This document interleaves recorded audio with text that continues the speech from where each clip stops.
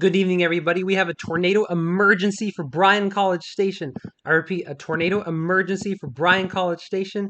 There is a supercell sitting right over Bryan, producing a tornado right now. The tornado warning goes through uh, 9 p.m. Central Time, and emergency management has confirmed tornado on the ground near Snook, but near FM 60 around 8:30 p.m.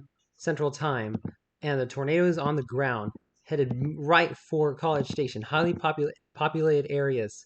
Texas A&M could even be Texas A&M is in the threat area.